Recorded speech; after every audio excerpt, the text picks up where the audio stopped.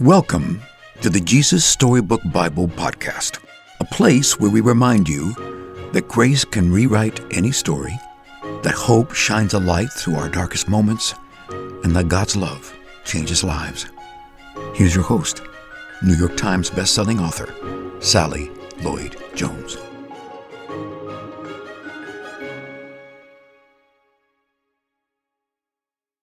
Hello, I'm Sally Lloyd-Jones, author of the Jesus Storybook Bible, which tells the story of God's never stopping, never giving up, unbreaking, always and forever love. Welcome to the show. Christmas is about hope and peace and great joy. The angels announce it to the shepherds in the fields that night. And what's the first thing they say? Wait, we'll get back to that. Let me read you something first. It's from my book, Thoughts to Make Your Heart Sing. Whenever God talks to his children in the Bible, do you know what he usually says first? Hello? How'd you do? No, he says, don't be afraid. Do not be afraid appears 365 times in the Bible, one for every day of the year. God must not want his children, even for a moment, living anxiously or afraid. He wants his children to trust him. Are you worried about something today? Is something frightening you? God says to you, don't be afraid. I'm with you. I will help you. Whatever it is, you can put it in God's hands. Christmas is when God says to us, don't be afraid. Do not be afraid. It's what the angel Gabriel tells Mary. Do not be afraid. It's what the angels tell the shepherds. Do not be afraid. I bring you news of great joy for all people.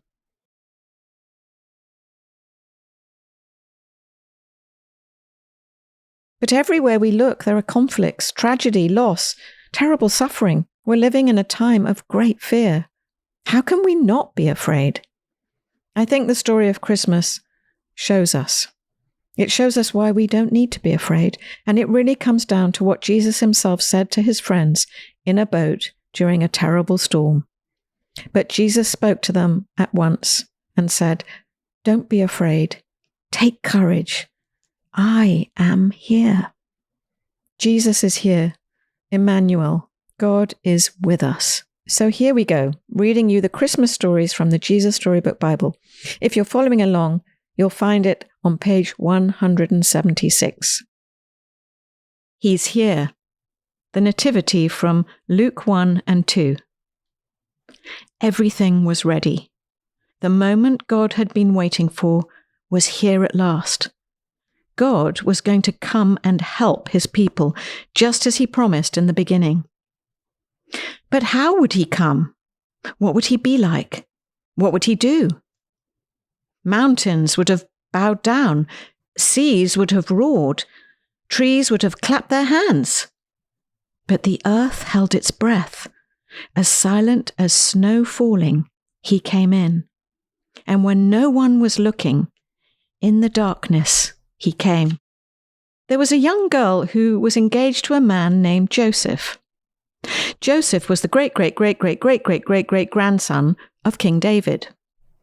One morning, this girl was minding her own business when suddenly a great warrior of light appeared, right there, in her bedroom. He was Gabriel, and he was an angel, a special messenger from heaven. When she saw the tall, shining man standing there, Mary was frightened.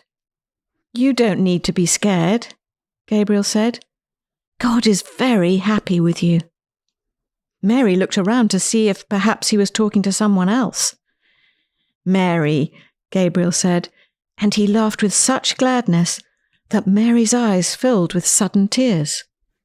Mary, you're going to have a baby, a little boy. You will call him Jesus. He is God's own son. He's the one. He's the rescuer. The God who flung planets into space and kept them whirling around and around, the God who made the universe with just a word, the one who could do anything at all, was making himself small and coming down as a baby. Wait, God was sending a baby to rescue the world? But it's too wonderful, Mary said, and felt her heart beating hard. How can it be true? Is anything too wonderful for God? Gabriel asked. So Mary trusted God more than what her eyes could see, and she believed. I am God's servant, she said. Whatever God says, I will do. Sure enough, it was just as the angel had said. 9 months later, Mary was almost ready to have her baby. Now, Mary and Joseph had to take a trip to Bethlehem, the town King David was from. But when they reached the little town, they found every room was full, every bed was taken. Go away, the innkeepers told them. There isn't any place for you. Where would they stay?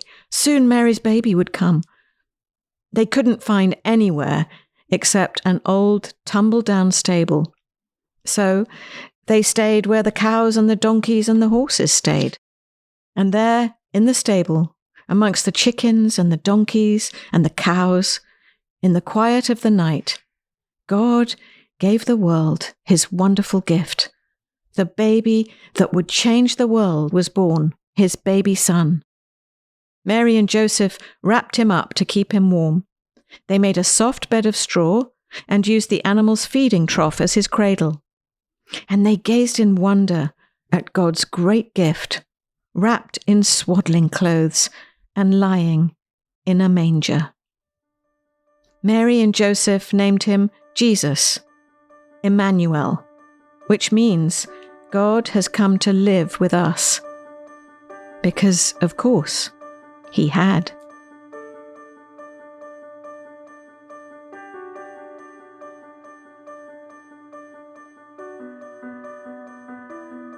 The light of the whole world. The story of the shepherds from Luke chapter 2. That same night, in amongst the other stars, suddenly a bright new star appeared. Of all the stars in the dark vaulted heavens, this one shone clearer. It blazed in the night and made the other stars look pale beside it. God put it there when his baby son was born, to be like a spotlight, shining on him, lighting up the darkness, showing people the way to him. You see, God was like a new daddy. He couldn't keep the good news to himself. He'd been waiting all these long years for this moment, and now he wanted to tell everyone. So he pulled out all the stops. He'd sent an angel to tell Mary the good news. He'd put a special star in the sky to show where his boy was. And now he was going to send a big choir of angels to sing his happy song to the world. He's here. He's come. Go and see him, my little boy. Now, where would you send your splendid choir? To a big concert hall, maybe? Or a palace, perhaps? God sent his to a little hillside, outside a little town, in the middle of the night.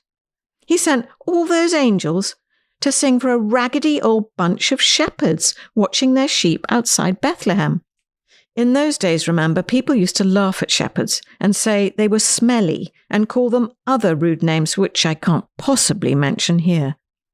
You see, people thought shepherds were nobodies, just scruffy old riffraff. But God must have thought shepherds were very important indeed, because they're the ones he chose to tell the good news to first. That night, some shepherds were out in the open fields, warming themselves by a campfire, when suddenly the sheep darted. They were frightened by something. The olive trees rustled. What was that? A wing beat? They turned around. Standing in front of them was a huge warrior of light, blazing in the darkness.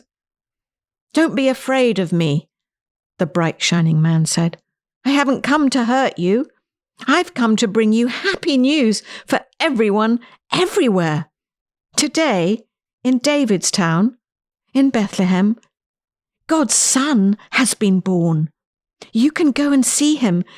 He's sleeping in a manger." Behind the angel, they saw a strange glowing cloud. Except it wasn't a cloud, it was angels, troops and troops of angels, armed with light. And they were singing a beautiful song. Glory to God! To God be fame and honour and all our hoorays. Then, as quickly as they appeared, the angels left.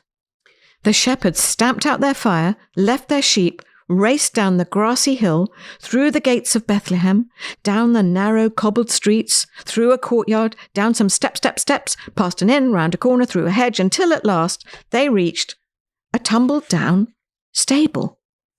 They caught their breath. Then quietly, they tiptoed inside. They knelt on the dirt floor. They had heard about this promised child, and now he was here. Heaven's Son, the maker of the stars, a baby sleeping in his mother's arms. This baby would be like that bright star shining in the sky that night, a light to light up the whole world, chasing away darkness, helping people to see. And the darker the night got, the brighter the star would shine.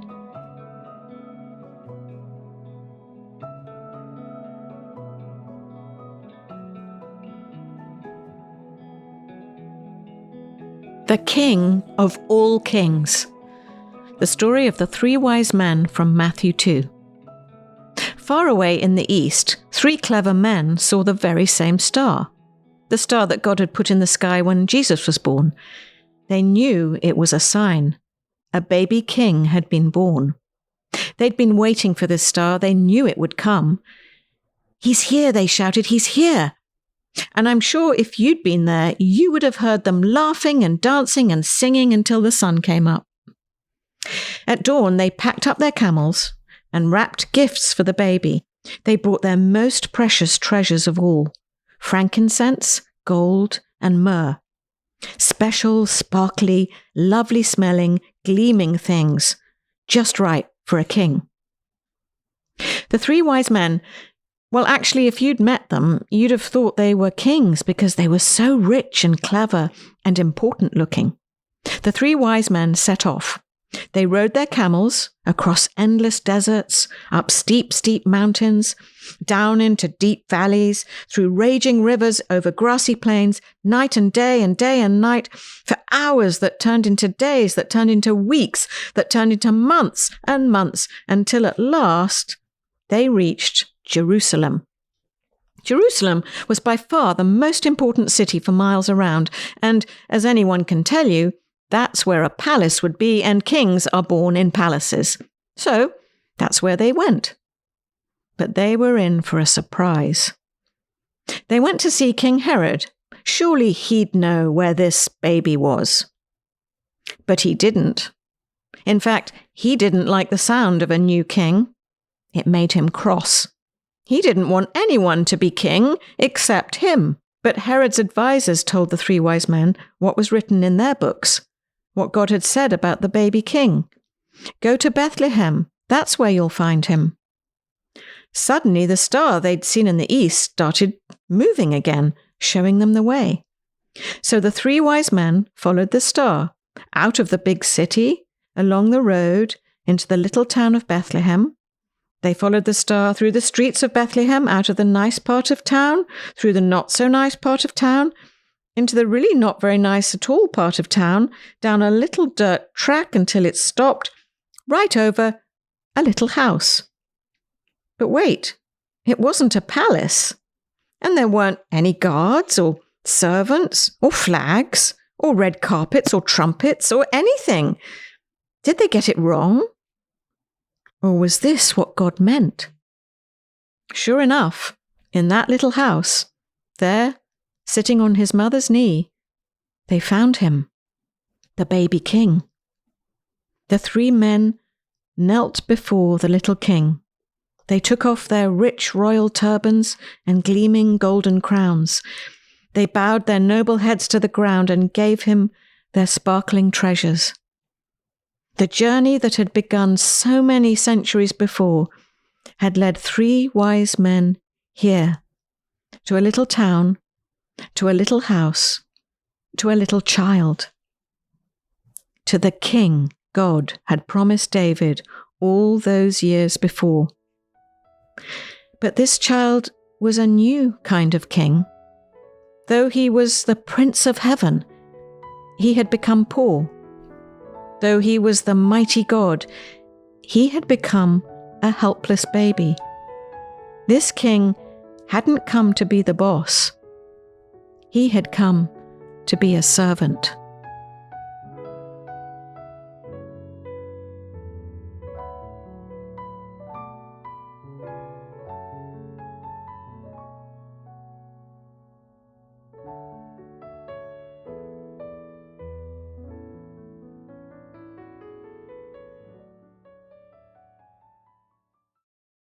You can get the Jesus Storybook Bible wherever books are sold. To find out more about the book and all of Sally's other books, please visit Sally at SallyLloyd-Jones.com and follow her on Instagram at Sally Lloyd-Jones and at Jesus_Storybook_Bible. Before we go, don't forget, God loves you with a never stopping, never giving up, unbreaking, always and forever love. Oh, hello, it's me again, Sally. I'm just popping back briefly to say two things. The first thing is, don't forget to subscribe to the show, because that way you'll get the stories straight to your phone. And the other thing is, while we're at it, would you rate the show and leave us a review? That would be so great, because it helps other people find the show too. I really appreciate your help. Thank you.